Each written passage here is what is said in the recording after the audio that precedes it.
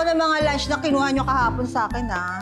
Eh, teka lang, di pa ako nakakapag-load ng e-wallet ko. Ako mag-withdraw pa lang din ako eh. Ikaw, Vincent, bayad mo. Mamaya na ako. Ngayon na, kailangan ko na.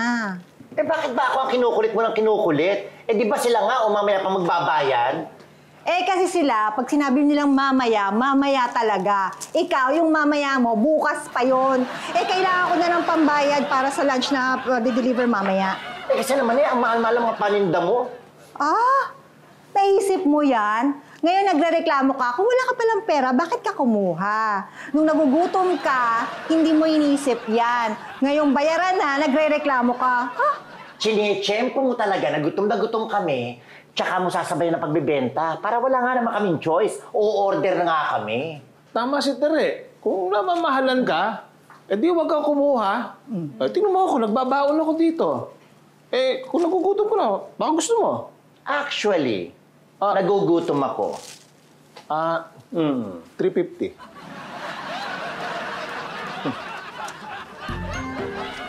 Ito, 300. Ah.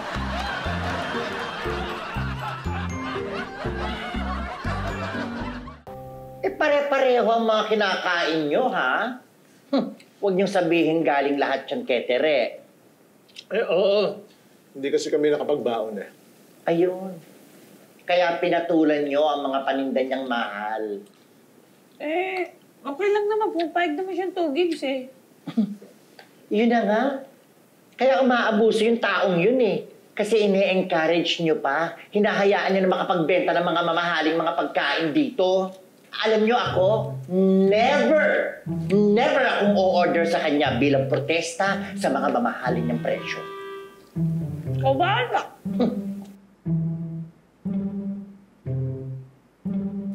Sigurado ka, ayaw mo ha? Masarap. Talaga ba? Masarap.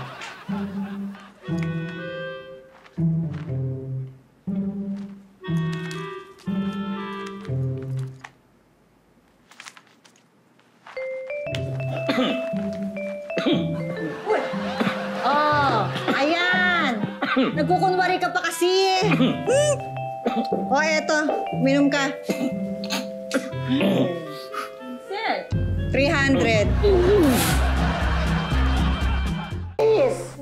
Ano na ang nangyari sa pinabibili kong balagkit sa'yo? Eh, wala nga. Wala nga daw mahanap si Patrick. Kanina ko pa inutusan eh. Naghahanap pa rin siya hanggang ngayon, oh. Ano ba yan? Kaya nung isang araw pa ako nagkikrave ng malagkit eh.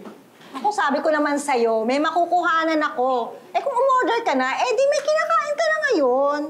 Hindi na bale, no? Pagkatapos tatagain mo ako sa presyo mo. Stoyo, ano yung pinag-aaway mo?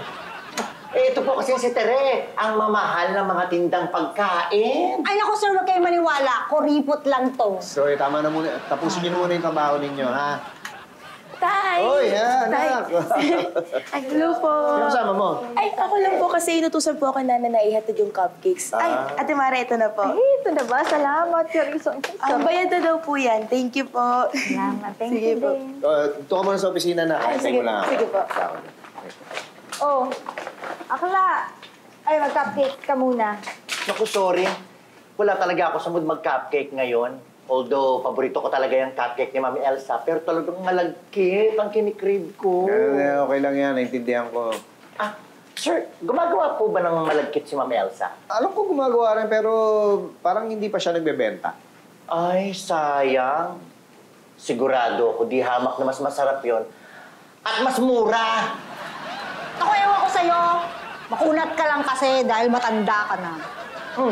Eh, paano namang napunta ang usapan sa edad? Oo nga, ayoko yung mga ganyan usapang edad, ha? Oy, alam niyo kayo, nandito sa harap ni Sir Lee kayo mag-usap kaya kayo. Ayusin mo nga yan. Sorry po, sir. Sige po, makikipag-ayos na po ako dito kay Miss Overprice. Sorry din po, sir. Makikipag-ayos na rin ako kay Mr. Overage. Excuse me, that's Miss Overage. Anytime, anyone, anyhow. Halika manood at sumigaw. Anywhere in the world, everybody in the house. Click and subscribe now. You know.